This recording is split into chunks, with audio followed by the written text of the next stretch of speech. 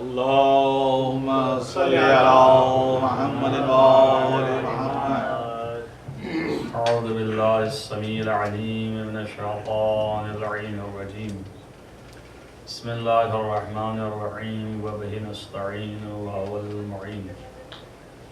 الحمد لله رب العالمين والعاقبة للمتقين والجنة للموحدين والنار للملحدين والمنكرين. الصلاة والسلام على سيد الأنبياء والمرسلين خاتم النبيين مولانا مولى الكونين جد الحسن والحسين علي القاسم محمد.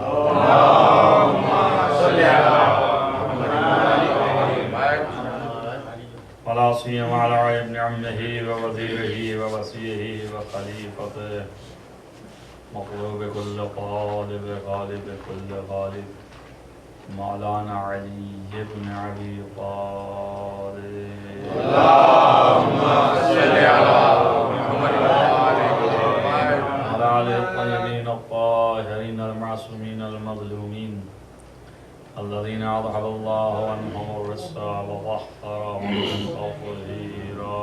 اللهم صل على محمد لعنة الله على أعدائهم أجمعين من يومنا هذا إلى قيام يوم الدين. أما بعد فقد قال الله سبحانه وتعالى في كتابه الحكيم بسم الله الرحمن الرحيم قل إن اجتمعت الإنس والجن على أن يأتوا بمثل هذا القرآن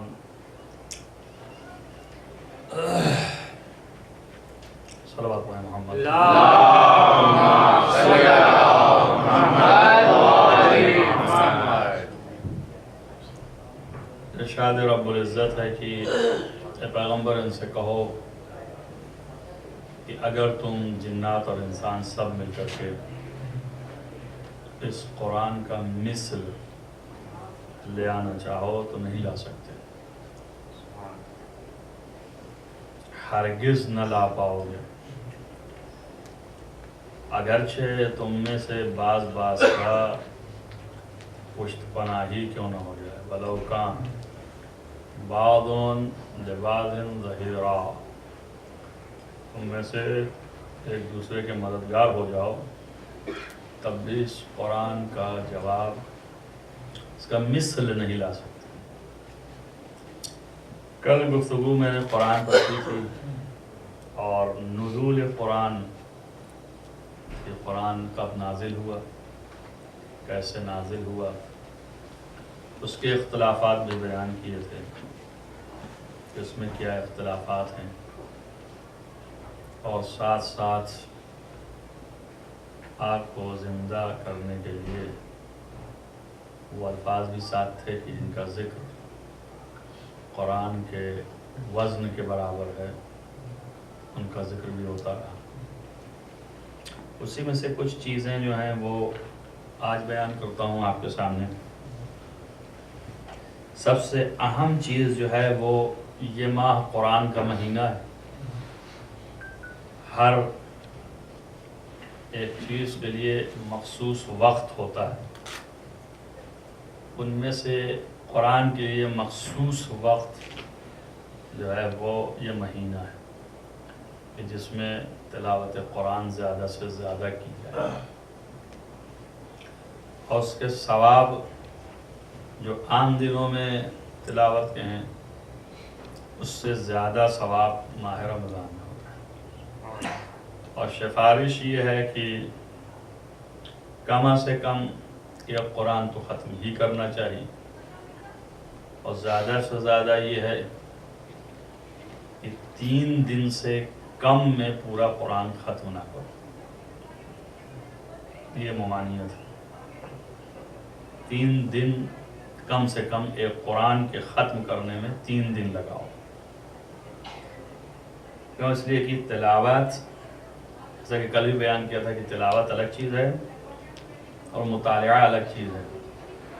قرآن کا اگر آپ مطالعہ کر رہے ہیں تو وہ ایک الگ چیز ہے، لیکن اگر تلاوت کر رہے ہیں تو وہ ایک الگ چیز ہے۔ مطالعہ میں مفاہیم کو دیکھ رہے ہیں، الفاظ کے معنی کو دیکھ رہے ہیں، اس کے مفہوم کیا ہے اس پر توجہ کر رہے ہیں، غور و فکر کر رہے ہیں، تو یہ ایک الگ چیز ہو گیا۔ لیکن جب تلاوت کرنے آئے ہیں تو تلاوت یہ سمجھ کے کیجئے کہ یہ اللہ کا کلام ہے، اس کے آداب ہوتے ہیں، کچھ ظاہری آداب ہیں، کچھ باطنی آداب ہیں۔ ظاہری آداب جو ہیں وہ یہ ہے کہ طہارت سے ہوں، حالت طہارت میں ہوں، باوضو ہوں، پاکیزہ ہوں، طاہر ہوں۔ خود قرآن کہتا ہے لا یمسہ الا المطہرون، اس قرآن کو نہیں چھو سکتے مگر صرف وہی جو پاکیزہ ہیں۔ تو ظاہر قرآن کا اگر اس آیت کا معنی ظاہر لے لیا جائے، جو لفظ ہے اور جو معنی ہے، تو اس کے معنی سیدھا سیدھا یہ ہیں کہ نجاست کی حالت میں قرآن کو چھونا نہیں چاہیے۔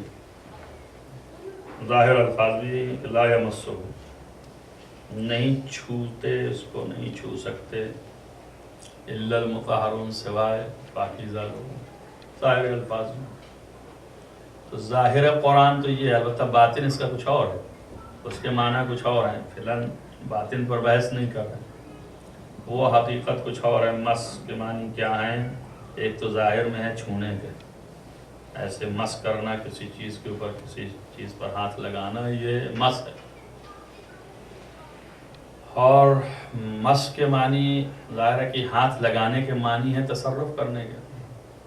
جب کسی چیز پر آپ ہاتھ لگا دیے، اس کا مطلب ہے کہ آپ نے اس پر تصرف کیا، ہاتھ چھویا آپ نے، اسی کو تصرف کہتے ہیں، ہمارے محاورے میں بولتے ہیں تصرف کرنا۔ تو لا یمسہ یعنی تصرف نہیں کر سکتے قرآن میں، الا المطہرون، سوائے مطہر کے۔ اور تصرف کے معنی جو آگئے مس کے معنی ہوا کہ قرآن میں کسی قسم کی، قرآن کی آیات کے ذریعے سے کائنات میں کوئی تصرف نہیں کر سکتا سوائے ان کے کہ جن کو اللہ نے پاک بنایا ہے، تو وہ باطن قرآن ہو گیا۔ لیکن ظاہر قرآن یہ ہے کہ ظاہر میں کوئی بھی چھو نہیں سکتا، یہ قرآن کہہ رہا ہے۔ لہذا آداب میں سے ہے کہ آپ طاہر ہو کے آئیں، اور جب قرآن کی تلاوت اور اس کی قرأت کرنا ہے تو قبلہ رخ ہونا چاہیے۔ صرف اس یاد میں کہ ہر عبادت میں خدا قبلہ رخ پسند کرتا ہے، اور یہ بھی ایک نوع عبادت ہے۔ اس کے ساتھ کہ یہ عبادت ہے، کلام الہی ہے، تو ذہنی طور پر سوچنا چاہیے کہ یہ کس کا کلام ہے۔ اس کی معرفت جس قدر ہے اور اس کی جلالت اور عظمت اللہ کی ذہن میں رکھنا چاہیے، اور تب تلاوت کلام کرنا چاہیے۔ کل میں نے دعا میں اشارہ کیا تھا، دعا کرتے وقت، آج کھل کے بتا رہا ہوں کہ یہ فکر درست نہیں ہے۔ دیکھیے وہی بات آئی نا کل والی کی، فکر ڈال دی ذہن میں تو آدمی کے سمجھ میں آ گیا کہ بہت صحیح۔ یہ جملہ معروف کر لیا کہ صاحب ایسے پڑھنے سے کیا فائدہ ہے کہ جس کے پڑھنے میں سمجھے نہیں ہم، تو پھر سمجھ والا پڑھنا چاہیے۔ اور چونکہ ہم اس کو سمجھ نہیں سکتے ہیں تو اس کی دو راہیں ہیں، یا تو یہ جملہ پڑھا دیں گے چونکہ سمجھ نہیں سکتے اس لیے پڑھیں گے نہیں، پڑھنے کی ضرورت ہی کیا ہے جب سمجھ ہی نہیں پا رہے ہیں تو اس لیے نہیں پڑھیں گے، اور یا یہ کہ جس میں سمجھ رہے ہیں اس کو پڑھیں گے۔ اب اگر انگریزی کا ٹرانسلیشن ہے تو وہ ہم پڑھ لیتے ہیں صاحب، اور بڑی کنفرنس ہوتے ہیں، ہم تو قرآن بہت جلدی ختم کر لیتے ہیں ماشاءاللہ، انگریزی کا ٹرانسلیشن پڑھ لیتے ہیں۔ جو اردو والے ہیں ہم اردو کا پڑھ لیتے ہیں. کیوں؟ اس لیے جو قرآن سمجھنا چاہیے اور عربی میں تو سمجھ نہیں سکتے تو کیا فائدہ اس کو پڑھنے سے. تو یہ غلط ہے، فکر بھی غلط ہے اور حقیقتاً یہ غلط ہے. تو اس لیے کہ کلام خدا ہے، ظاہر میں الفاظ وہی ہیں جو روزمرہ عرب بولتے تھے، لیکن چونکہ اللہ کی جانب سے یہ ترتیب شدہ ہیں لہذا ان کے جملات کے اثرات الگ اور قرآن کے الفاظ کے ساتھ ان کو دہرانے میں خود پڑھنے والے کے بھی نفس کے اوپر اثر ہوتا ہے اور سننے والے کے لیے بھی اثر ہوتا ہے. اسی لیے قرآن مجید کی تاکید ہے کہ جب قرآن کی تلاوت ہو رہی ہو اور قرآن میں تلاوت کی جا رہی ہو قرآن کی تو گفتگو نہیں کرنا چاہیے. اس کو ذرا بڑھا دیجیے. میں نے صحیح کی تھی کہ آپ اشارہ سمجھ رہے ہوں لیکن نہیں سمجھے. صلوات پڑھیں محمد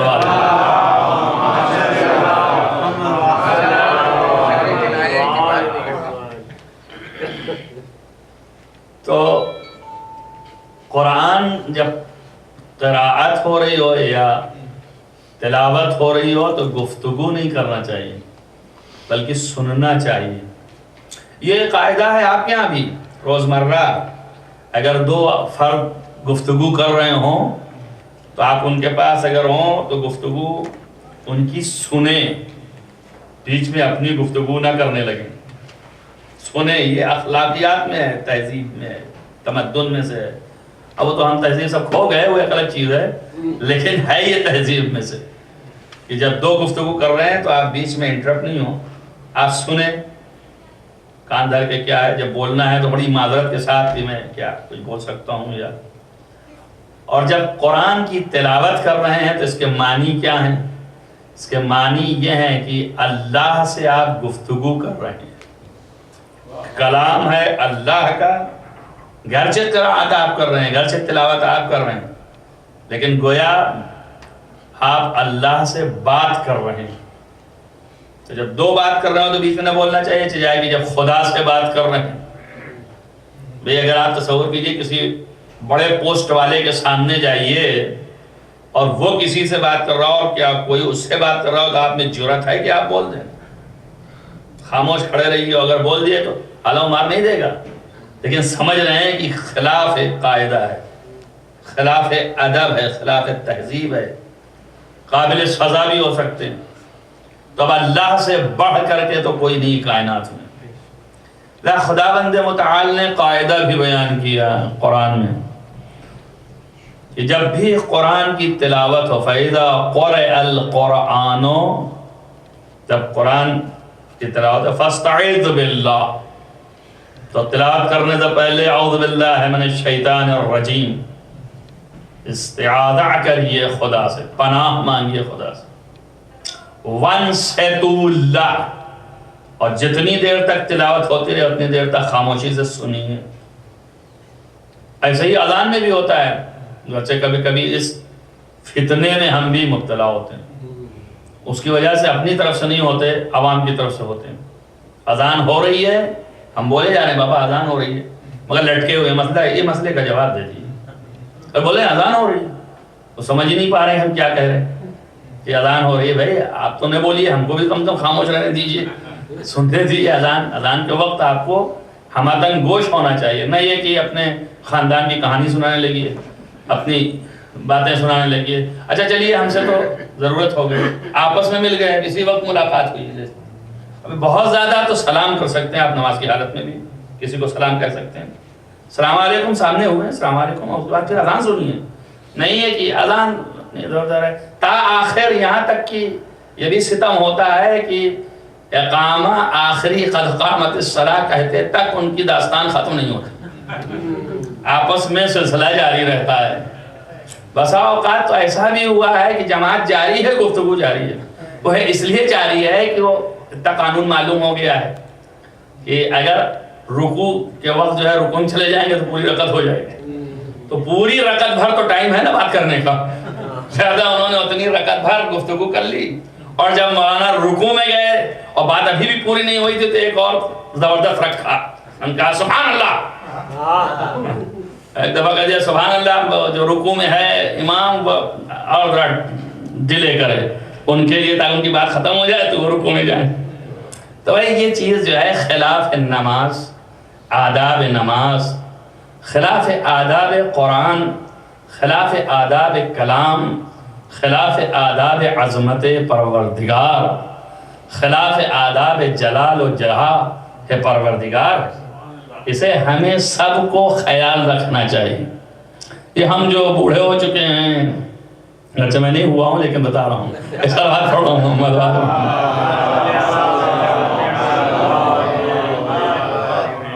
اس طرح کی صفت ہے، اگر بوڑھا کے تو بگڑ جاتا ہے، لیکن بہرحال عمر دراز ہو گئے ہیں، تو اگر ہم اس عمر میں جانے کے بعد بھی وہ چیزیں جو اسلامی ہیں ان پر اگر خیال نہیں رکھ رہے ہیں تو ہمارے بچے کیسے خیال رکھیں گے؟ وہ کیسے معلوم ہے؟ سکھانے کے بعد تو سیکھتے نہیں، اور اگر کہیں ایویڈنس پا گئے آپ کے اندر تو آپ خود ہی ایسے تھے تو ہم کیا کریں؟ تو پھر آپ چیختے رہیے، کچھ نہیں بنتا۔ تو خود آداب، ابھی یہ اعلان کر رہے تھے، اسی اعلانات میں سے ہے، گرچہ یہ میری تقریر کا جز نہیں، آداب میں سے ہے، اس لیے میں بیان کر رہا ہوں، تقریر مجلس تو پڑھ نہیں رہا ہوں۔ 30 دن 20 دن آپ کے سامنے ایسے ہی گفتگو کرتا رہا، محض اس لیے کہ اصلاح ہو۔ یہ اعلان کر رہے تھے کہ بچے ادھر ادھر یہ وہ، ہمیں بھی اپنا بچپنا یاد ہے، ماحول کوئی فرق نہیں کرتا، وقت جگہ فرق نہیں کرتے کہ آپ کہیں کہ وہ وہاں کی بات اور یہاں وہاں کچھ بھی نہیں ہے، تہذیب کا مسئلہ ہے، نہ وہاں نہ یہاں، تو اور مہذب ہونا چاہیے تھا، لیکن نہیں۔ ہم بھی مجلس جاتے تھے، ہمارے ماں باپ بھی تھے، ایسے ہی تو نہیں پیدا ہو گئے بغیر ماں باپ کے، ان کو بھی تھے، اور ہم بھی جاتے تھے، اور کہیں نکلنے نہیں پاتے تھے، پکڑ کے ہاتھ بٹھا لے جاتے تھے۔ اس وقت کوئی ہماری فریاد سننے والا نہیں تھا، نہ ماں نہ باپ، کہ ہم کچھ نہیں سمجھ رہے ہیں کیا کہہ رہے ہیں، بلکہ اور الٹا ہے کہ سنو ان کو جو کچھ بھی کہہ رہے ہیں۔ اور کچھ دن تک ہم سنتے رہے، سنتے خود ہی بار آ گیا ذہن پر، اور پھر نتیجہ یہ نکلا کہ سمجھنے بھی لگے یہ کیا کہہ رہے ہیں۔ پہلے تو نہیں سمجھتے تھے کیا کہہ رہے ہیں، یہ تھوڑے دن کے بعد یہ سمجھنے لگے کہ کیا کہہ رہے ہیں، پھر دھیرے دھیرے انٹرسٹ پیدا ہو گیا کہ ہاں کچھ کہہ رہے ہیں، مطلب کی چیز ہے، پھر اور آگے انٹرسٹ پیدا ہو گیا کہ ہاں بھائی کچھ ایسی باتیں بتا رہے ہیں کہ ہے، اور پھر دھیرے دھیرے دلچسپی ہو گئی۔ تو اس طرح سے دلچسپی پیدا ہوتی۔ ہوتا یہ ہے کہ آپ عبادت کی طرف بھی رغبت کیجئے تو شیطان جو ہے وہ آتا ہے وہاں سے بھی آپ کی رغبت کو دور کرنے کے لیے، بھگانے کے لیے دل اچاٹ دیتا ہے، ارے کہاں اس چکر میں پڑ گئے۔ پہلا حملہ جو ہے وہ شیطان کی طرف سے یہی ہوگا، اگر کہیں خدا نہ خواستہ 4-6 صفحے کی دعا ہوئی یا تلاوت قرآن لے کے بیٹھوں گا، اوہ اتنی زیادہ، بھائی یہی دل میں ڈالا پہلے ہی، آدھا دم تو وہیں نکل گیا کہ 6 صفحے کون پڑھے گا، جلدی کرو۔ بعض بڑے ضرورت مند بھی ہوتے ہیں، اگر کہیں ایسا کچھ ہو تو مولانا سے بھی کہہ دیتے ہیں کہ کیا شارٹ نہیں ہو سکتی، شارٹ کرو، کچھ کرو۔ تو بہرحال یہ ایک پہلا حملہ ہے، ان شیطان کی طرف سے ہے، نفس میں جو خواہش پیدا ہوتی اس طرح کی، جو فکر میں یہ بات آتی ہے وہ شیطان کی طرف سے ہے۔ لہذا انسان جو ہے وہ آداب کو ملحوظ نظر رکھے، عبادات میں انہماک پیدا کرے، قرآن مجید کی تلاوت میں اخلاص پیدا کرے۔ کیوں؟ اس لیے کہ تلاوت اگر نہیں کریں گے آپ تو قرآن کی اس آیت کے حصے میں آ جائیں گے کہ قال الرسول رب اِنَّا قَوْمِ اتخذوا هذا القرآن مہجورا۔ رسول کہے گا، یہی رسول جس کے اوپر قرآن نازل ہوا ہے، بات قرآن کی ہے، تورات اور انجیل کی نہیں ہے، لہذا یہ رسول اللہ سے شکایت کرے گا۔ قال الرسول، رسول شکایت کرے گا اللہ سے، کہے گا اِنَّا قومی، یہ میری قوم، اتخذوا هذا القرآن مہجورا، یہ قوم جو ہے اس قرآن کو مہجور کیے ہوئے تھی۔ کہ مہجور کے معنی کیا ہیں؟ ہجر کے معنی ہے دور پھینکنے، یہ قوم جو ہے وہ دور کیے ہوئے تھی اپنے سے قرآن کو، اس قرآن کو. یا اللہ، یہ قوم دور کے، یعنی کیا مطلب ہوا؟ جب بہت ہی زیادہ تنگ آ جاتا ہے کوئی کسی سے، تب شکایت کے لیے الفاظ لے آتا ہے اور منہ کھولتا ہے. جب تک تنگ نہیں ہوتا تب تو شکایت کوئی مسئلہ ہی نہیں ہے، کرتے رہیے، روکتا رہے گا، منع کرتا رہے گا. اس کا مطلب یہ ہے کہ قرآن سے متعلق پیغمبر تنگ آ گئے. یہ قوم نہ ماننے والی ہے نہ مان کے دینے والی. کافرین کو نہیں کہہ رہے ہیں، مشرکین کو نہیں کہہ رہے ہیں، مکہ و مدینے کے انصار ہونے سے پہلے والے کی بات نہیں کر رہے ہیں، بلکہ سب جو قرآن نازل ہو چکا ہے اور قرآن جن کے درمیان قرآن بن چکا ہے اور وہ جانتے ہیں کہ قرآن اللہ کا کلام ہے، اس قوم کی شکایت کریں گے. اور شکایت کیوں کریں گے؟ عجیب و غریب ہے. شکایت نہیں کرنا چاہیے، یا رسول اللہ شکایت نہ کیجئے، بلکہ آپ وہیں سے لعنت کیجئے، اس قوم پر نفرین کیجئے. یہ قوم کتنی کمینی قوم ہے، یہ قرآن کو دور پھینکے ہوئے. تو بس اتنا ہی تو بتانا چاہتے ہیں کہ پیغمبر سب کچھ برداشت کر رہا ہے، حتیٰ اس کو بھی کہتا ہے کیا کریں، ہم نفرین بھی کرتے اپنی قوم پر، مگر اللہ نے رحمت للعالمین بنا کے بھیجا. تقاضے رحمت یہ ہے کہ پھر بھی شکایتی انداز میں خدا سے کہہ رہے ہیں یا اللہ کیا کریں، اس قوم کا کیا حال ہے کہ یہ قرآن کو اپنے سے جدا کیے ہوئے. پوچھا گیا معصومین سے جدائی کے معنی کیا ہیں؟ فرمایا کہ جدائی کے معنی بدن سے بھی جدا کرنا، اعضاء و جوارح سے جدا کرنا، وقلب دل سے جدا کرنا، واللسان زبان سے جدا کرنا. یعنی کیا مقصد؟ یعنی اگر کوئی قرآن کی تلاوت و قرأت نہیں کرتا تو وہ محجور کی فہرست میں ہے، یعنی قرآن کو جدا کیے ہوئے. اگر دل سے قرآن کی طرف راغب نہیں ہے تو محجور کی فہرست میں ہے، قرآن کو جدا کیا ہوا ہے. اور اگر قرآن کے احکام پر عمل نہیں کرتا تو وہ بھی محجور کی فہرست میں ہے. وہی پیغمبر شکایت کریں یا اللہ یہ قرآن تو نے دیا تھا عمل کے لیے، پڑھنے کے لیے، محبت قرآن کے لیے، ان کمبختوں کی اس قوم کا کیا عالم ہے کہ اس کو محجور کر دیا ہے. قرآن کو نہ اس سے محبت کرتے ہیں، نہ اس کی تلاوت کرتے ہیں، اور نہ ہی اس پہ عمل کرتے ہیں، بس ایک تفاعل کرتے ہیں. اور بسا اوقات آپ دیکھیں تاریخ میں ایسے بھی گزرے ہیں کمبخت مسلمان جو مسلمانوں کے نام کے لیے ٹیکا تھے کلنک کے اور بدنما داغ و دھبے تھے. اسی قرآن کو کھولا انہوں نے، تفاعل کیا، جو ہم چاہ رہے تھے وہ نہیں نکلا تو قرآن کے اوپر بگڑ گئے، ہم کو ڈراتا ہے دھمکاتا ہے. اور اس کے بعد قرآن کو اوپر ٹنگوایا کہ تیروں سے اس کو چھید دو اور تیروں سے چھل نہیں کر دے. یہ خلیفۃ المسلمین، جو مسلمانوں کے خلیفہ تھے. بنی امیہ کے خلیفہ جو تھا وہ مستقل یہ کیا کرتا تھا، اور شام کی عادت تھی. عبد الملک کیا کرتے؟ قرآن سے انہوں نے نکالا تفاعل، اور ان کی جو مرضی تھی اس کے خلاف آیت نکل آئی. ممکن ہے ڈرانے والی رہی ہو کہ نہ کرنا یہ کام، بون کا ٹانگو اس کو تیر بارانی کرو. ہم کو ڈراتا ہے. کیا ہے یہ قرآن سے دشمنی ہے کہ نہیں؟ اب آپ سوچئے کہ یہ مسلمان، یہ بنی امیہ کے مسلمان جو کہ خلیفہ تھے یا اس طرح کے جو بھی ہیں، اب سوال نہ کیجئے کہ ان کے اوپر لعنت کیوں. بھئی اتنی زیادہ عناد کہ نہ قرآن سے ان کو الفت تھی، اور نہ تنہا الفت ہی نہیں تھی بلکہ دشمنی کا یہ عالم کہ یہ دفتی کے اندر جو قرآن چند الفاظ سینٹنسز ہیں ان پہ بھی تیر بارانی کروا دی.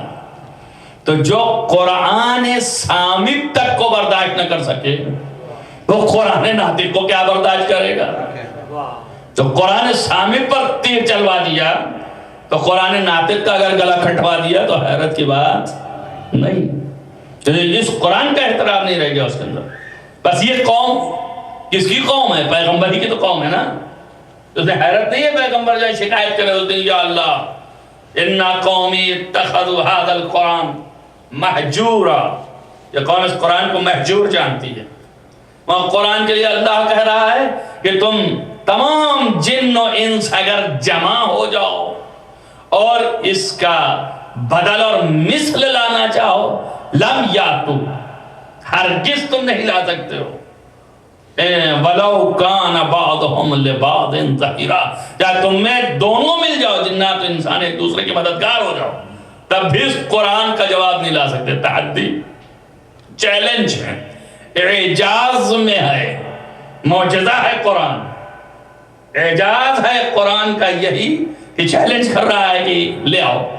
ایک دفعہ اس نے دھیمے سے کہا، پورا قرآن نہیں لا سکتے، دیکھا کہ نہیں لا پائیں گے، کہا شاید سخت ہو ان کے لیے، تو اس کے بعد پھر کہا کہ 10 آیتوں کا جواب دیا، چھوڑو پورا قرآن تو بہت ہو جائے گا، 6666 آیتیں بہت زیادہ ہو گئی، 10 آیتوں کا جواب لے آؤ، اگر 10 کا لا سکے تب بھی ہم مان لیں گے تم لے آ سکے، نہیں لا پائے اور قیامت تک نہیں لا سکتے۔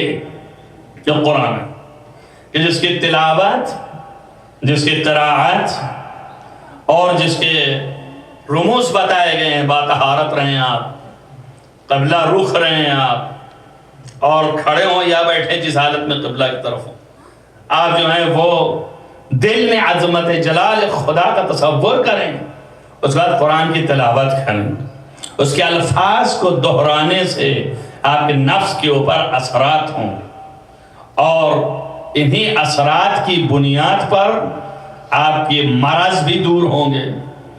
فرمایا 11ویں امام علیہ السلام کہ رسول اللہ صلی اللہ علیہ وسلم نے ارشاد فرمایا، نہاد القرآن شفاء، یہ قرآن جو ہے شفا ہے، لمن تمسک بہ، جو اس قرآن سے متمسک ہو جائے، ورحمت ونجات، یہ رحمت ہے اور نجات ہے۔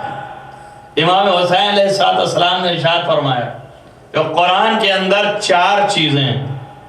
قرآن ایک ظاہر ہے للعوام، عوام کے لیے، اس کے بعد قرآن کے اندر عبارت جو ہے یہ عوام کے لیے ظاہر عبارت، اور پھر اس کے بعد جو ہے اشارہ، جو اشارہ ہے یہ صرف ان لوگوں کے لیے جو خاص لوگ ہیں، خواص کے لیے۔ پھر عبرت، یہ کس کے لیے ہے؟ یہ اولیاء کے لیے، عبر اولادیہ کے لیے۔ پھر کیا ہے؟ حقائق، حقائق انبیاء کے لیے۔ یعنی قرآن جو ہے 4 حصوں میں ہے، عبارت ہے، عبر ہے، اس کے اندر باطن ہے، ظاہر ہے۔ ایک ایک آیت کے اندر، ایک ایک آیت میں باطن 7 اور ان 7 میں ایک ایک میں 7۔ امیر المومنین علی ابن ابی طالب السلام نے فرمایا اس قرآن کی ایک ایک آیت 7 باطن، اور ہر ایک باطن میں 7 باطن۔ آپ جوڑیے کتنے باطن، بعض روایتوں میں 70 باطن، ہر ایک میں 70 باطن۔ لہذا بہت سی ایسی بھی آیتیں ملتی ہیں، بعض وہ بیچارے جو تلاوت کرتے ہیں، قرآت کرتے ہیں اور زبان سے آشنا اتنا زیادہ نہیں ہیں، لیکن پھر بھی مطالعہ کرتے ہیں، پڑھتے ہیں، غور کرتے ہیں، فکر کرتے ہیں، اپنی جس زبان میں بھی ان کو مواد ملتا ہے قرآن سے مطالعہ کرتے ہیں، پھر پوچھتے ہیں کہ ایک ہی آیت کے معنی یہ بتا رہے ہیں، یہ الٹا ہے، وہ بتا رہے ہیں اس کے الٹا ہے، دونوں آپس میں ٹکرا رہی ہے، ابھی کیا کریں؟ ایک ہی لفظ کے معنی ہی مختلف ہوتے ہیں۔ اور پھر اس کے بعد ایک ہی آیت کے 7 باطن ہیں۔ یہ تو آپ کے لیے ظاہر میں دکھ رہا ہے، ایسا بڑی مشکل میں آپ پھنس گئے ہیں، مجھ سے زیادہ مشکل میں ہوتے ہیں، یہ تو آپ اور ہم سمجھنے والے اس طرح لکھتی ہیں۔ بلکہ معصومین ایک ہی آیت سے متعلق تفسیر کے مقام میں ایک راوی کہتا ہے کہ امام نے یہ بیان کیا، دوسرا راوی کہتا ہے امام نے یہ بیان کیا، دونوں الٹا ہے ایک دوسرے۔ ممکن ہے کہ ہم یہ سوچیں شاید ایک غلطی کرتی ہوگی اور دوسرے نے، ایسا نہیں ہے، بلکہ وہ سائل جب سوال کر رہا تھا تو جس بطن کی ضرورت تھی گہرائی کی، امام نے وہ اس کو جواب دیا، اور جب اس نے سوال کیا تھا تو اس وقت جس گہرائی کی ضرورت تھی وہ اس کو جواب دیا. تو دونوں گہرائیاں ہمارے سامنے. اس کا یہ مطلب نہیں ہے کہ اس آیت کا معنی الگ ہے، بلکہ یہ آیت اس پر بھی دلالت کرتی ہے، اس پر بھی کرتی ہے. پوچھا مولا سے کہ بتائیے قفو انہم مسئولون، وہاں قیامت میں جب لوگ جا رہے ہوں گے تو پکڑ لیے جائیں گے. اللہ کہے گا ٹھہرا ان کو، تو سارے ملک دوڑ کے اس کو دھر لیں گے، جانے نہیں دیں گے. کس لیے کہا انہم مسئولون، اس لیے کہ سوال کیا جائے گا ان سے. راوی جو تھا وہ بڑا مولائی تھا، نہایت ویلائی تھا، امام کی امامت کا قائل تھا، سب کچھ تھا. پوچھا مولا کس لیے سوال ہوگا؟ آپ نے فرمایا اعمال تمہارے. سمجھ آیا؟ اس نے بیان کیا یہاں اعمال پوچھا جائے گا. اور ایک دوسرا آیا جو مقصر تھا، امامت کا قائل ہی نہیں تھا، اور اگر تھا تو امام کو ضعیف جانتا تھا، ولایت کو محکم نہیں سمجھتا تھا. جب اس نے سوال کیا مولا کیا سوال ہوگا؟ قال ولایتنا، ہماری ولایت کا سوال ہوگا.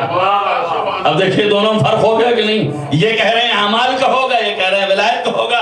اب بیوقوف ذاکر جو منبر پہ گیا، ایک جو اتنا پڑھا تھا وہ والا بکنے لگا، اور جو اتنا پڑھے تھا یہ والا بکنے لگا، اور جس کے پاس دونوں کا علم تھا اس نے ملایا کہ ان دونوں کے معنی کیا ہیں، مطلب کیا ہے. جو وہاں کہا اعمال تو وہ بھی خالص اشارہ نہیں ہے. عمل اس وقت تک قابل قبول ہو ہی نہیں سکتے جب تک کہ ولائے آل محمد آپ کے دل میں نہ ہو.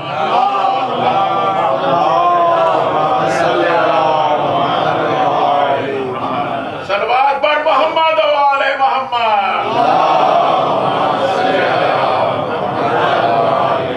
اور ولایت وہ بھی فائدہ مند ہونی چاہیے، تو اس کے بھی اثرات ہونے چاہیے. اس کے اثرات اعمال کا نیک ہونا ہے. لہذا وہ ولی ولایت رکھنے والا تھا، محب اہل بیت تھا. لہذا دیکھ کر کے حضرت نے فرمایا کہ درست اعمال درست کرو.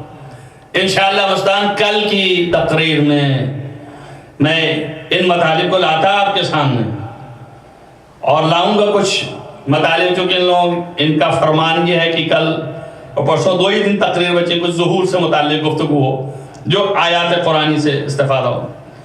آج کے دن میں طرف قرآن کی اہمیت پر توجہ دیں. یہ قرآن شفاعت گر ہے.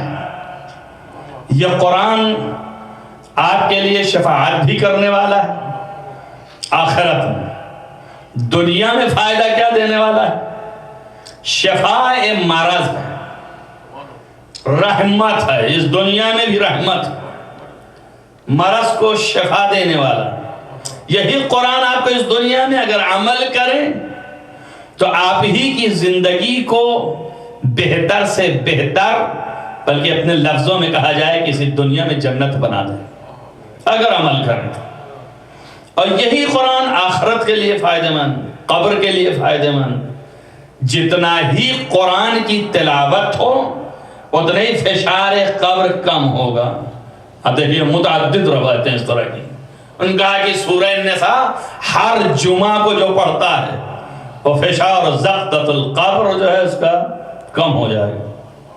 سورہ تکاثر، سورہ ملک، سورہ یاسین، قبل از غروب بعد از غروب، ان سوروں کا پڑھنے والا جو ہے اس کو قبر کا فشار اٹھا لیا جائے گا. قرآن شافع ہے. قرآن جب پوچھا جائے گا قبر میں نا، یہ سوال ہوگا، بہت سمجھتے ہیں کچھ نہیں ہوگا.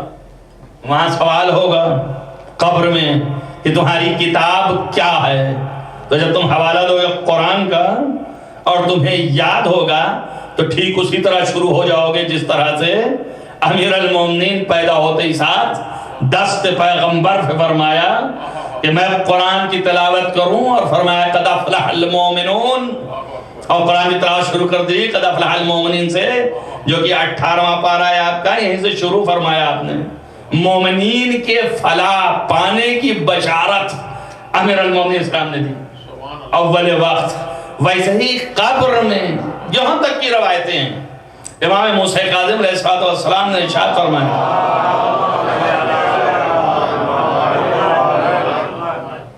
کوئی مومن ایسا نہیں ہے جو دنیا سے اٹھ جائے اور قرآن جو ہے وہ کم جانتا ہو، قرآن سے واقف نہ ہو زیادہ، مگر یہ کہ خداوند متعال برزخ میں فلم یحسن القرآن، اگر قرآن اس کا اچھا نہ ہو، یعنی تھوڑا بہت جانتا ہو پڑھنا، بس صحیح طریقے سے نہیں پڑھ پا رہا، نہیں ہو پا رہا ہے، تو حضرت فرماتے ہیں کہ فی البرزخ میں اللہ تعالیٰ کی جانب سے اس کے قرآن کی تحسین کرائی جائے، تعلیم قرآن ہوگا۔ کس لیے؟ اس لیے کہ قرآن صحیح پڑھ سکے۔ اس کے بعد پھر آواز آئے گا فقرا ویرقا، قرآن پڑھتا جا اور ترقی لیتا جا، یہاں تک کہ قرآن کی قرآت کرتا جا اور ترقی لیتا جا۔ پھر فرمایا ہے کہ پھر وہ پڑھے گا قرآن ورتقا، اور ترقی لے گا، اعلیٰ آگاہ ہو جاؤ۔ بقدر آیت القرآن، اللہ تعالیٰ جو ہے قرآن کی آیت کی تلاوت کے بقدر اضافہ کرے گا جنت میں درجات، یہ مقام ہے۔ اور یہ ہوگا کس کے لیے؟ یہ بھی فرما دیا کہ جو میرے چاہنے والے ہیں وہ مومنین حشر یا برزخ میں ہوں گے۔ برزخ یعنی مرنے کے وقت سے لے کے حشر سے پہلے تک کا جو ڈیوریشن ہے اس کو برزخ کہتے ہیں۔ آپ قبر کے اندر ہوں گے، ایک ہے ختم ہو گیا جسم، اس سے بحث نہیں، روح تو موجود ہے نا، یہاں تک کہ عظیم خدمت ہے۔ حضرت پیغمبر ختمی مرتبت صلی اللہ علیہ وآلہ وسلم سے پوچھا گیا، چھٹے امام فرماتے ہیں کہ میرے جد نے فرمایا کہ ان اطفال المؤمنین، یعنی جو مؤمنین ولایت اہل بیت رکھنے والے، ان کے چھوٹے بچے جو دنیا سے اٹھ جائیں گے، ان اطفال المؤمنین، یہ مومنین کے بچے، قد تربیہم الفاطمہ، فاطمہ زہرا ان کی تربیت کر رہی ہوں گی، وہاں پر ان کی تربیت ہو رہی گی ان بچوں کی۔ یہ تربیت کس لیے کی جائے گی؟ اس لیے کہ جب یہ ان کے ماں باپ وہاں پر ایسی حالت میں دکھیں تو یہ اپنے ماں باپ کے لیے بارگاہ خداوندی میں کھڑے ہو کر کے دعا کریں اور شفاعت کریں اپنے ماں باپ کے لیے، اور ان کی شفاعت پر خدا سن لے گا، ان کے ماں باپ کو جنت عطا کرے گا۔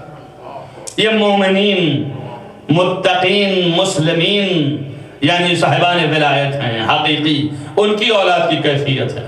بس قرآن جو ہے ایک مقام ہے۔ حضرت ابراہیم کہتے ہیں کہ رسول اکرم صلی اللہ علیہ وسلم جب معراج پہ جا رہے تھے تو انہوں نے دیکھا کہ ایک جگہ ہے کہ جہاں درخت ہے، اور درخت کے نیچے ایک بوڑھے بیٹھے ہوئے ہیں، اور ان کے پاس چھوٹے چھوٹے بہت سے بچے ہیں جمع، اور وہ کھانا دے رہے ہیں ایک بچے کو۔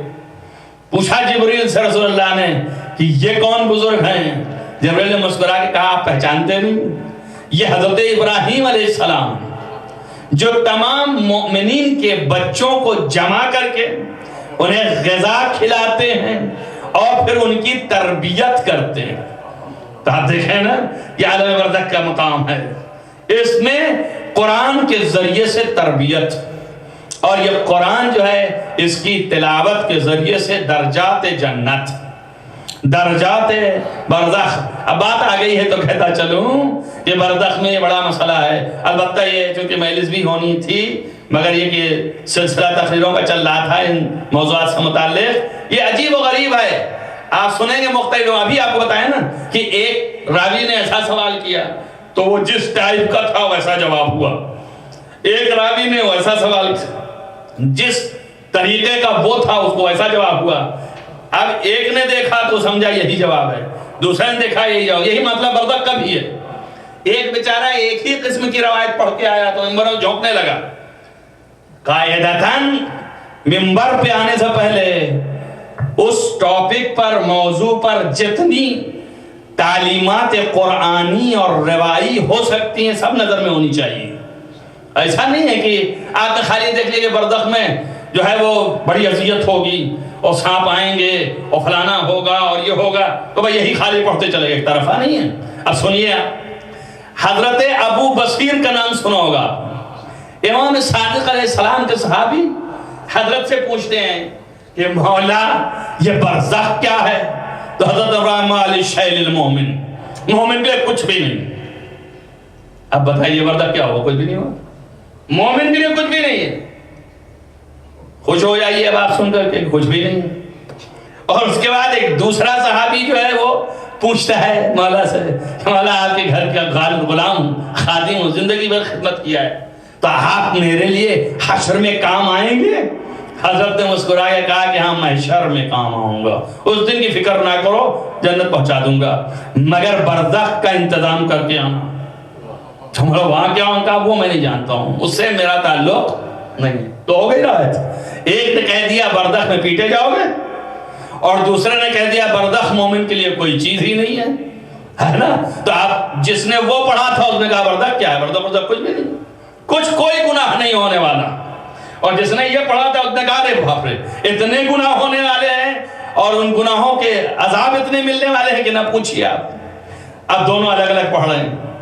یہ تو دو روایتیں ہیں، ایک روایت کہہ رہی ہے کہ برزخ میں کچھ نہیں ہوگا، ایک روایت کہہ رہی ہے برزخ میں بہت اپنا انتظام کر کے آنا، پٹائی ہوگی زبردست، یہاں تک کہ پھر بتانا شروع کر دیا کہ اول وقت جیسے ہی رکھا، ایسے واقعات ہوئے ہیں دنیا میں ہی، یہیں اپنی نظروں سے دیکھے گئے، ہم نے بھی اپنے بچپنے میں سنا ہے، آنکھوں سے تو نہیں دیکھا، ہمارے باپ نے دیکھا، انہوں نے ہمیں بتایا کہ جیسے ہی میت کو لٹایا قبر میں آگ خود بخود جلنے لگی۔ اب بتائیے آپ کی ہے کہ نہیں ہے برزخ کی زندگی؟ جنہوں نے دیکھا انہوں نے بتایا، بند کیا قبر و سب کچھ، چلے گئے، چونکہ واقعہ ایسا ہوا تھا، موت ان کی غلط طریقے سے ہوئی تھی، 3 دن کے بعد قبر پھر شگافتہ کی گئی تو وہاں پر سوائے بچھو اور سانپ کے اور کچھ نظر ہی نہیں آئے۔ تو اب یہ بھی دیکھا لوگوں نے، جو روایات میں ہے وہ دکھائی بھی دیا۔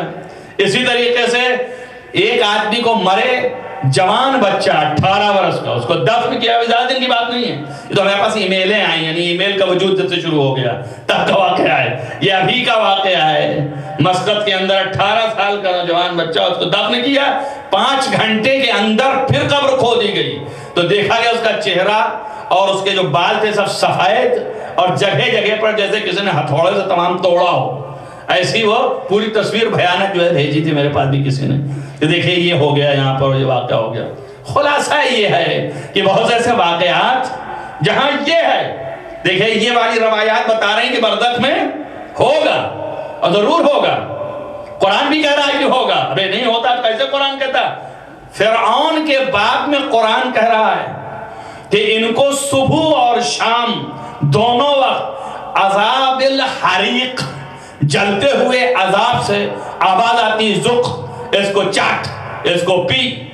ارے بھائی یہ سب حشر کی چیز ہیں، لیکن قرآن ابھی نقل کر رہا ہے کہ اے پیغمبر ان کو عذاب سے ابھی ہم مبتلا کیے ہوئے ہیں، روح جو ہے عذاب میں مبتلا۔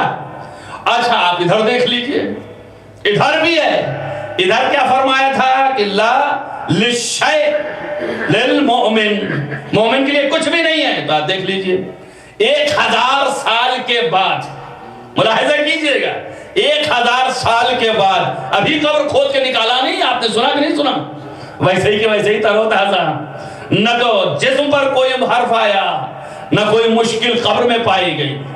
1000 سال کے بعد، 1000 سے زیادہ ہو گیا جن کو نکالا ابھی حجر ابن عدی کو، 1000 سال گزر گئے، علامہ شیخ صدوق علی اللہ مقام، 1000 سال کے بعد ان کی قبر کھودی گئی اور تحویل قبر کی وجہ سے خراب ہو گئی، بنا رہے تھے، اپنے آنکھوں سے لوگوں نے دیکھا ان کی میت رکھی ہوئی، اور ایران کے اندر کی بات ہے یہ، زیادہ دن نہیں ہوئے، ابھی 10-20 سال ہوئے کل گزرے ہیں ہماری موجودگی میں وہاں۔ یہاں تک کہ انہوں نے ناخون جمعرات کو کاٹا تھا، اور روایات میں ہے کہ جمعے کو کاٹنا چاہیے، اگر جمعرات کو کاٹ لیا ہے تو جمعے کے لیے ایک ہی ناخن چاہے چھوڑ دیں، جمعے کو کاٹیں، 9 ناخن کاٹیں ایک چھوڑ دیں، وہ اسی طرح ہے۔ یہ اس بات کی دلیل ہے کہ جمعرات کو کاٹے، جمعے کو نہیں کاٹا تھا، چھوڑ دیا تھا کہ جمعے کو کاٹیں گے، لیکن شب میں انتقال ہو گیا، موت نے وقت نہیں دیا، اسی طرح ناخن بھی باقی ہے۔ بس اس کے معنی یہ ہے کہ برزخ کے عالم میں دونوں چیزیں ہیں، ایک ایک مومن کے لیے کچھ بھی نہیں ہے، اور ایک ایک ہے بھی عذاب بھی ہو رہا ہے، دونوں ہے نا۔ اب تیسری سنیے، انہوں نے کیا کہا تھا کہ یہ روایت میں وہ بابا پڑھ رہا ہے، تمام تبلیغ کرتا پھر رہا ہے، یہ شفاعت وفات جو ہے حشر میں ہے، برزخ میں نہیں ہے۔ بابا یہ روایت نہیں پڑھی کہ شفاعت برزخ میں بھی ہے، قبر میں بھی ہے۔ آپ دیکھیے اسی مفاتح الجنان کو اٹھا کے دیکھ لیے، شیخ عباس قمی نے لکھا ہے اللہ مقامہ کہ ایک مرد بزرگ جب مرے تو انہوں نے اپنے بیٹے سے وعدہ کیا تھا کہ ہم آگے بتائیں گے جو کچھ بھی ہے، اور پھر نہیں آئے، سالہ سال گزر گئے، نہیں آئے۔ بہت سالوں کے بعد جب خواب میں آیا تو پوچھا کہاں تھے آپ نے تو وعدہ کیا تھا میں آج ہی آگے بتاؤں گا، اور ابھی تک نہیں بتایا آپ نے۔ تو انہوں نے کہا کیا کرتا، جب سے مرا اس وقت سے لے کے آج تک حساب و کتاب میں مبتلا تھا، اس طریقے کا حساب و کتاب ہو رہا تھا اور عذاب ہو رہا تھا کہ میری تو حالت خراب تھی۔ میں تو سوچ رہا تھا کہ میں ختم ہو جاؤں گا، اس لائق ہی نہیں تم سے کبھی ہماری ملاقات ہو سکتی ہو، لیکن آج شب میں ایک مومنہ دفن ہوئی، ہمارے قبر سے نزدیک دفن ہوئی۔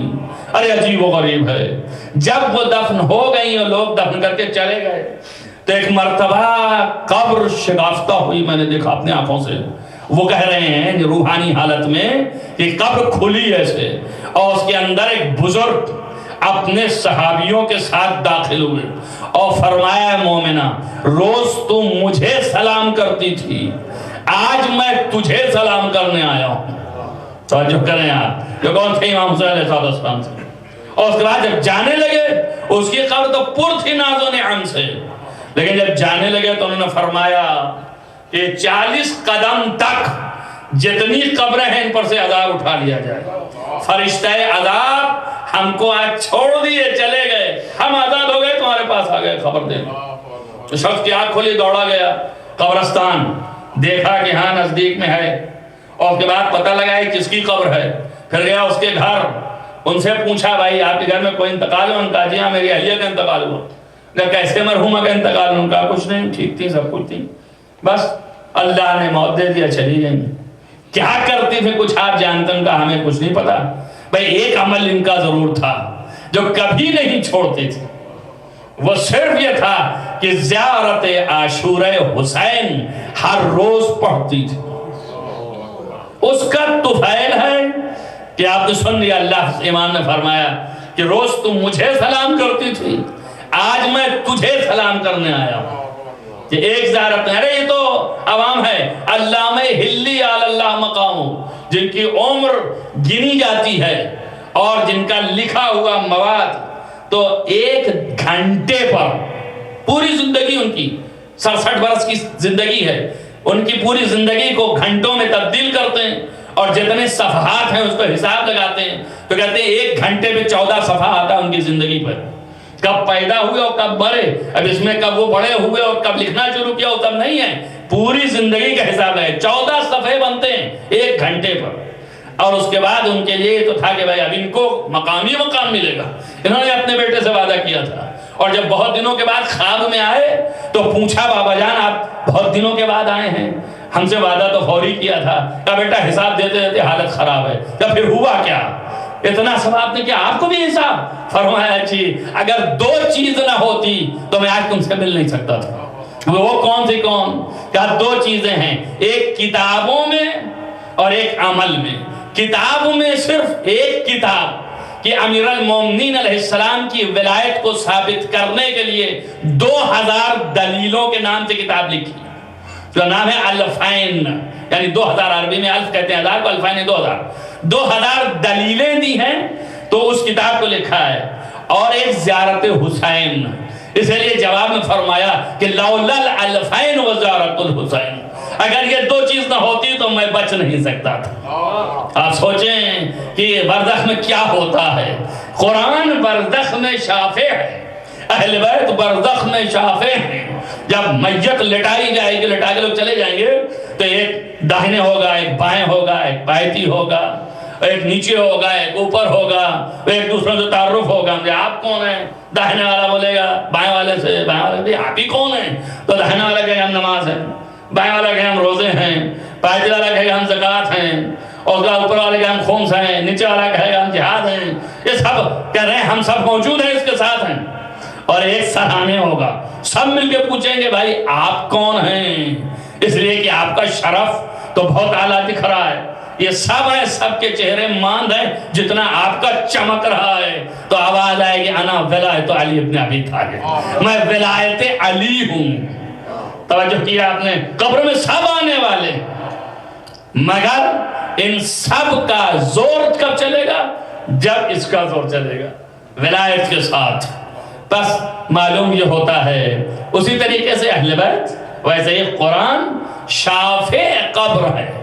تو قرآن کی ہم عظمت و منزلت میں تھے، مگر تھوڑے سے فضیلت میں آ جائیں کہ ان اجتمع الانس والجن، اگر انسان اور جنات مل جائیں اور چاہیں کہ لے آئیں اس کا جواب، ان یاتو مثل هذا القرآن، اگر اس قرآن کا مثل لے آنا چاہے، لم یات بمثلہ، تو ہرگز اس کا مثل نہیں لے آ پائیں گے۔ لو کان بعضهم لبعض ظہیرا، چاہے دوسرے ایک دوسرے سے مل کر کے دوست ہو جائیں آپ، تب بھی اس قرآن کا جواب نہیں لا سکتے۔ اس لیے اللہ کی نظر میں یہ چیلنج ہے، اس لیے اللہ کی نظر میں یہ تحدی ہے، اس لیے اللہ کی نظر میں یہ اعجاز ہے۔ قرآن کے اندر اعجاز ہے، فصاحت کا جواب نہیں، بلاغت کا جواب نہیں، الفاظ کا جواب نہیں، سیٹنگ کا جواب نہیں، کلمات کے جواب نہیں۔ آپ دیکھیں یہ تو کم سے کم عربوں کے ہاتھ میں تھا، یہ وہی الفاظ تھے، وہی سب کچھ تھے، جملے اسی طرح کو بناتے رہے زندگی بھر آج تک 1400 سال سے، مگر قرآن جیسا ڈھال نہ سکے۔ بس ایک بات سمجھ میں آئی کہ جو معجزہ ہوتا ہے اس کا کوئی جواب کائنات میں نہیں ہوتا۔ اگر معجزہ ہے تو جواب نہیں ہے، اس کو پلٹ دیجئے، جس کا جواب نہ ہو وہ معجزہ ہے۔ توجہ کر رہے ہیں آپ، نہ اس کا جواب ہے، ہرگز نہیں لا سکتے، جواب نہیں لا پائے، بس جس کا جواب نہ آ سکے وہ معجزہ ہے۔ ایک ذات اور ہے، یہ خلیفہ دوم خود ہی کہتے ہیں عجزنا النساء ان یلدنا مثل علی ابن ابی طالب، تمام کائنات کی عورتیں عاجز ہیں علی جیسا جوان پیدا کرنے سے۔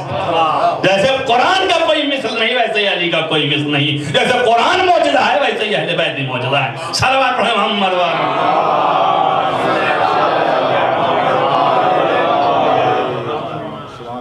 بارے دیگر بلندتر صلوات۔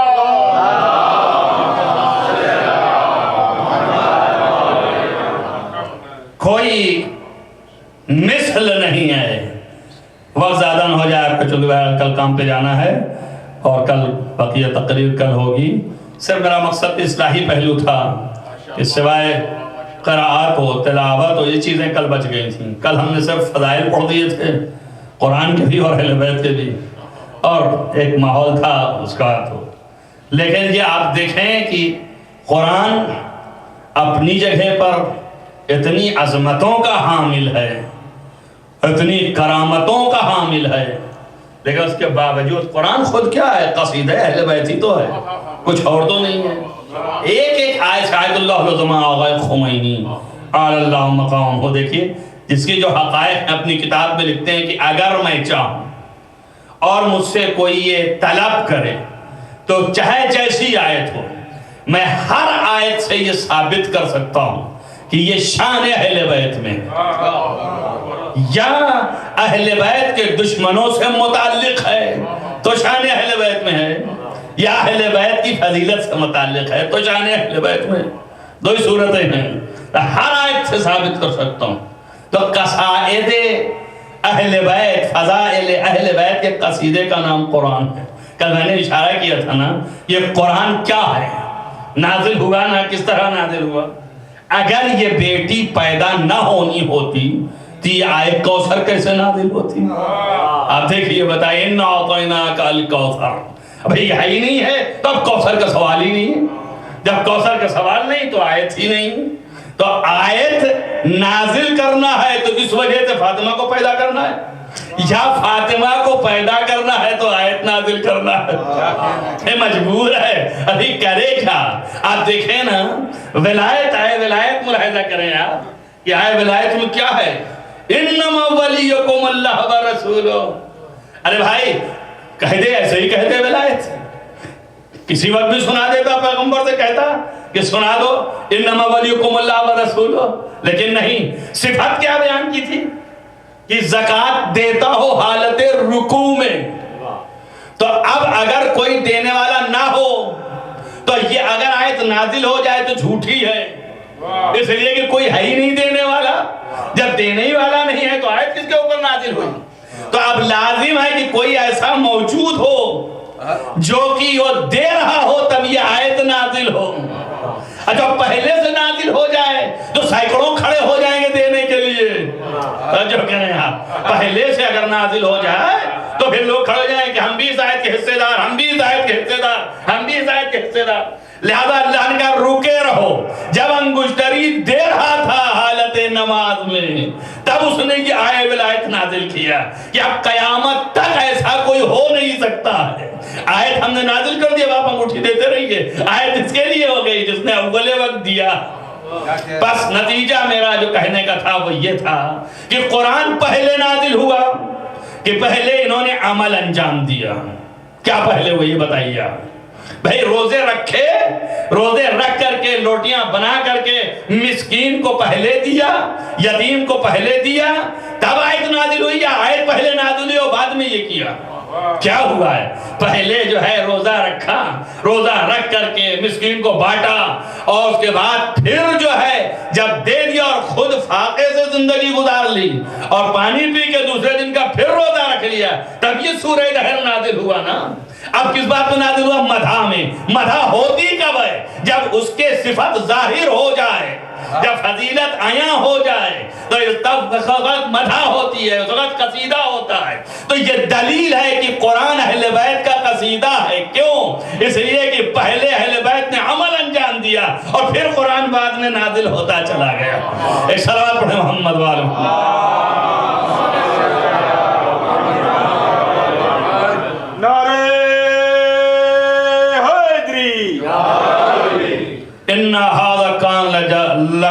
ان هذا كان لكم جزاء وكان سعيكم مشكورا۔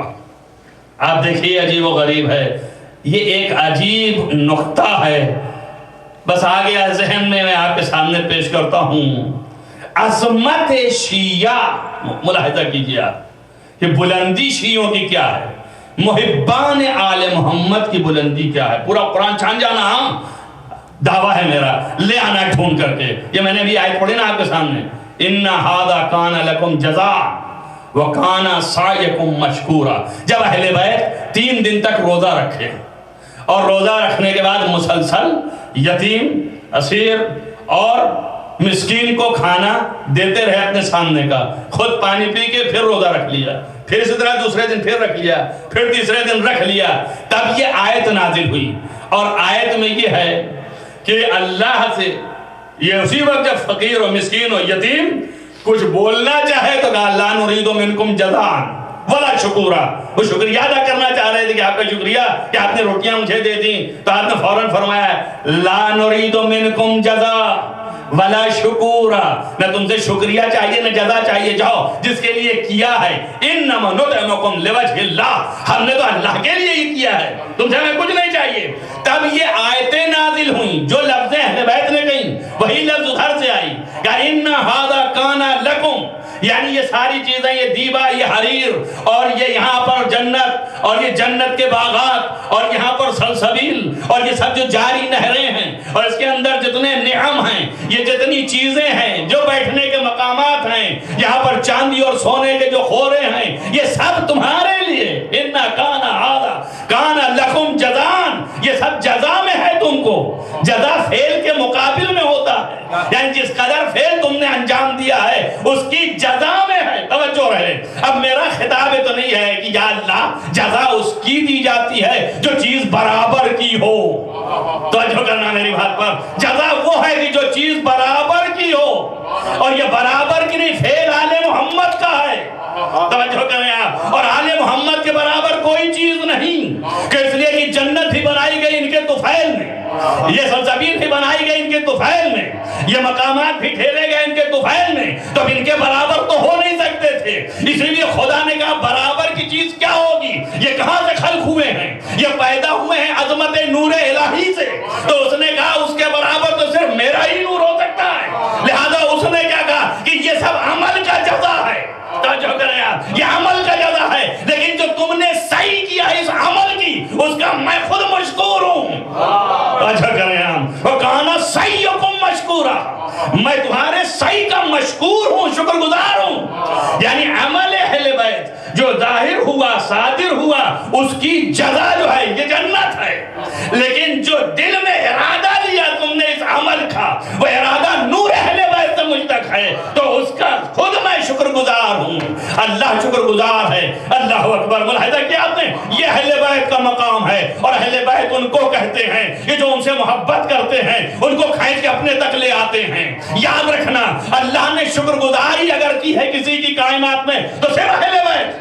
پورا قرآن ڈھونڈ ڈالیے مگر ایک جگہ میں دکھاتا ہوں جہاں شکر گزار ہے تم محبان اہل بیت کا بھی۔ قل لا اسألکم علیہ اجرا الا المودۃ فی القربى، اے پیغمبر ان سے کہو کہ تم محبت اہل بیت اختیار کرو اجر رسالت میں۔ اور اس کے بعد پھر فرماتا ہے کہ بھائی یقترب حسنۃ فنزد له فیہا حسنا، جو اس محبت کو اختیار کر لے اس میں ہم اور محبت میں اختیار کرنے پر اس کے حسن اور بڑھاتے چلے جائیں گے۔ اور اس کے بعد پھر کہتا ہے کہ ان اللہ غفور شکور، اللہ جو ہے وہ مغفرت بھی کرنے والا ہے اور شکر گزار بھی ہے۔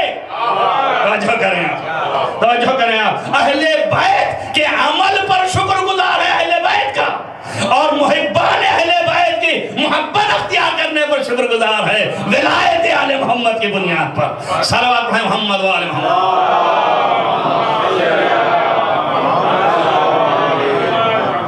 مرنے والا محب اہل بیت ہے، شکر گزار ہے اس کا۔ آپ نے دیکھا یہ وہ ذاتیں ہیں کہ جن کی عظمتیں یہ ہیں جو قرآن کہہ رہا ہے ان کا مثل نہیں لا سکتے آپ۔ اس آیت، یہ آیت ظاہریہ ہیں، یہ آیت قرآنی جو ہے ظاہر ہے، لیکن آیت باطنی اہل بیت ہیں، ان نشانی خدا اہل بیت ہیں، ان کا جواب کائنات میں کوئی نہیں، کا مثل کوئی نہیں۔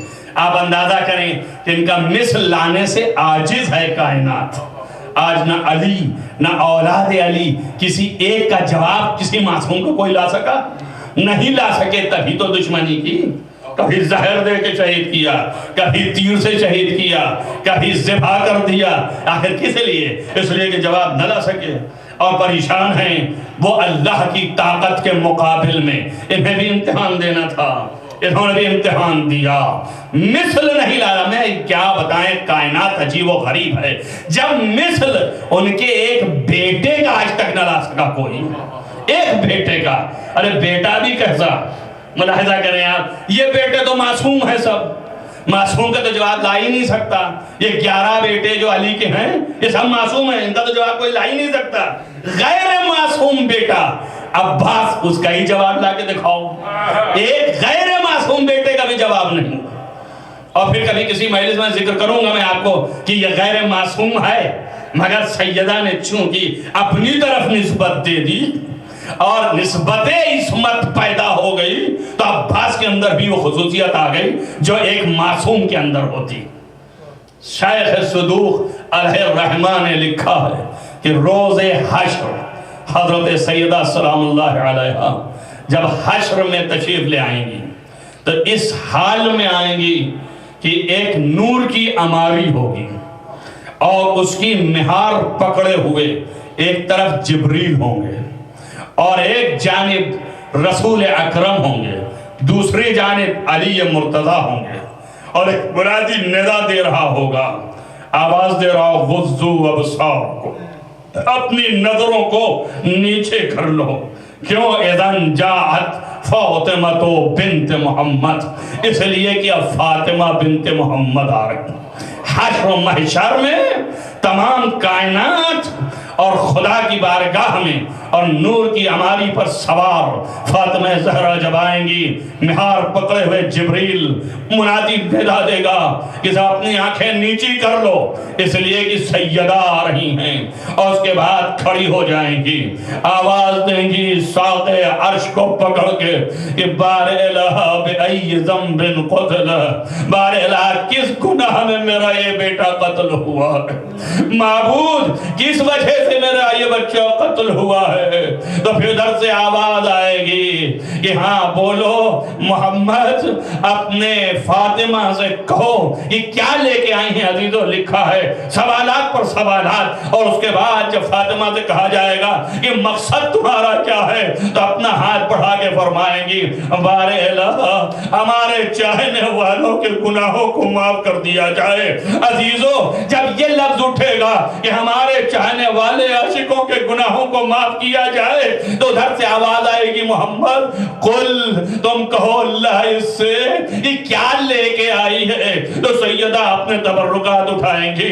سب سے پہلے اس بچے کا کرتا اٹھائیں گی جو 6 مہینے کا بچہ ہے اور فرمائیں گی بار الہ میں یہ لائی ہوں. اس کے بعد دوسرا کرتا اٹھائیں گی جو جگہ جگہ سے چاک ہے یا اس یتیم حسن کا ہے کہ معبود میں یہ لائی ہوں. اور پھر تیسرا کرتا کہ جس کا سینہ چاک ہے بار الہ یہ لائی ہوں. عزیزو اس کے بعد یکے بدیگر اور پھر اس کے بعد وہ بچی کو محشر میں لا کے کھڑی کرے گی کہ بار الہ میں یہ بچی لائی ہوں کہ جس کے گلے پر بھی نشان رسن کے ہیں اور جس کے پشت پر تماچوں کے اور تازیانوں کے نشان ہیں، چہروں پر تماشے کے.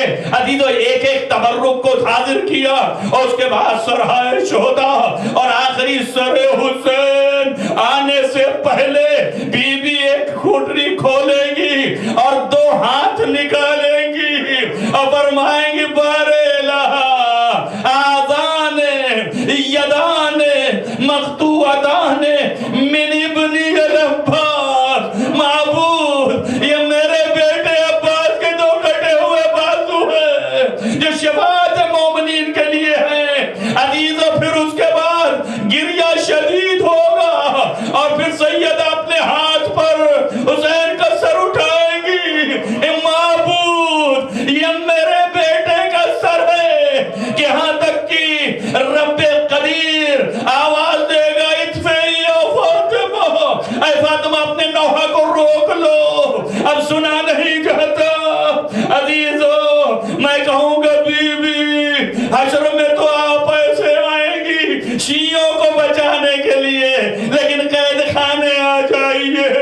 سکینہ تڑپ رہی ہے، آج اس کو 3 دن کا بھوک اور پیاسا رکھا گیا، پانی نہیں دیا گیا، پلا بچی چلاتی ہے اللہ تاش اللہ تاش. عزیزو ختم کیا میں نے قید خانے میں بچی کے تڑپنے کی آواز کا یہ عالم تھا کہ جو ادھر سے گزرتا تھا وہ جانتا تھا کہ بچے بہت پیاسے ہیں.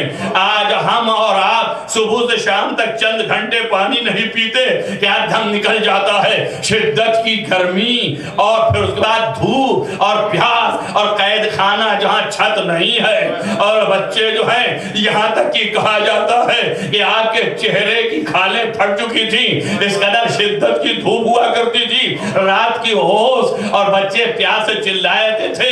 تیسرے دن پانی ملتا تھا. راوی کہتا ہے جب بچے رونے لگتے تھے اور شب کی تاریکی چھاتی تھی تو پشتے قید خانے پہ ایک رونے کی آواز آتی تھی اور ایک دروغہ زندان کئی دن سے پیچھا کر رہا تھا کہ یہ کیوں رونے کی آواز آتی ہے. اندازہ لگا دیکھا اس نے یہ کوئی معظمہ ہے جو پشتے قید خانہ پہ بیٹھ کے روتی ہیں. دوسرے دن صبح آیا کہا زین العابدین تم یہ بتاؤ کہ تمہارے قید خانے سے کون بی بی نکلتی ہے جو رات میں نکل کے پشتے قید خانے پہ روتی ہے. کہا بھائی تو خود تالا بند کر کے جاتا ہے، تو خود دروغہ زندان ہے، قفل کر کے جاتا ہے، تجھے معلوم ہے یہ کوئی نکل نہیں سکتا، دیواریں بلند ہیں کیسے جا سکتے ہیں. کہا نہیں شب میں کوئی جاتی ہے. کہا نہیں بھائی کوئی نہیں جاتا. کہا آج میں دکھاؤں گا. جب شب کی تاریکی چھائی اور سکینہ زینب کی آغوش پہ بیٹھی اور آواز دی اللہ تش ہائے پیار ہمارے جگر کو چاک کرتی ہے اور بچے روئے تو پشتے قید خانہ سے رونے کی آواز آئی. دروغہ نکلا اور دیکھا کہ معظمہ ہے.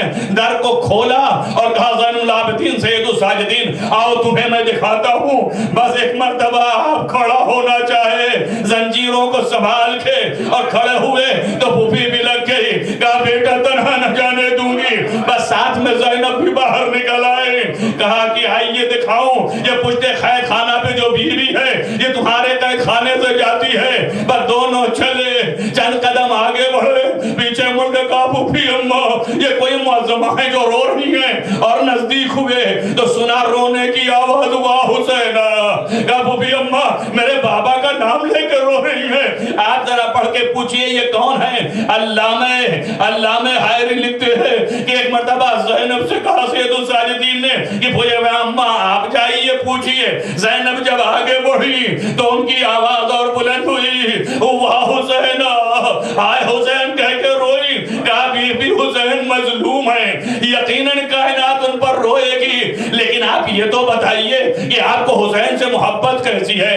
آپ کون ہیں؟ آپ کہاں سے آئی ہیں؟ کیسے یہاں رو رہی ہیں؟ گریہ میں اور اضافہ ہوا۔ زینب نزدیک ہوئی، کہا بی بی سنیے، میں سیدہ کی بیٹی ہوں، میں رسول کی نواسی ہوں، میں علی مرتضیٰ کی دل بند ہوں، میں زینب پوچھ رہی ہوں، آپ کو جواب دینا ہوگا کہ آپ کون ہیں بتائیے، حسین پر کیوں اتنا گریہ کرتی ہیں؟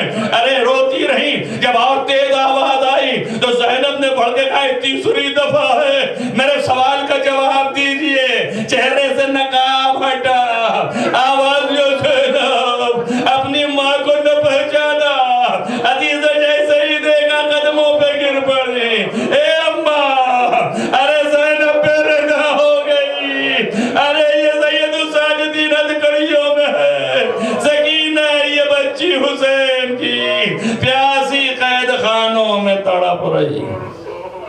سیعلم الذین ظلموا اللہم انی ظلمت الاتفاق مکرہ وعدیہا وضالحا والشر المستودع فیہا صلی اللہ علیہ وسلم وعلى اللہ تجھے واسطہ ہے محمد وعلى محمد قرآن کبیرہ وصغیرہ نیک اعمال کی توفیق بار اللہ جہاں جہاں بھی محبان آل محمد ان کو حفظ و امان میں رکھ، روضہ مقدس کی حفاظت فرما۔ بار اللہ تجھے واسطہ ہے محمد وعلى محمد جہاں جہاں مریض ان کو شفاء عاجل و کامل۔ بار اللہ اس مختصر سی عبادت کو قبول فرما۔ بار اللہ تمام دنیا میں جو پریشان حال ہیں ان کی پریشانیوں کو برطرف فرما۔ بار الہ تمام علماء اعلان کو سایہ سروں پر محفوظ رکھ، تمام مرنے والے مرحومین کو جوار معصومین میں جگہ عنایت فرما، خصوصاً مرنے والے مرحوم کو معصوم کی جگہ عنایت فرما، ان کے قرب و جوار میں ان کو مجاورت عنایت فرما۔ بار الہ امام کا ظہور جلد از جلد فرما، ان کے اصحاب و انصار میں شمار فرما۔ اللہم تقبل من الدعا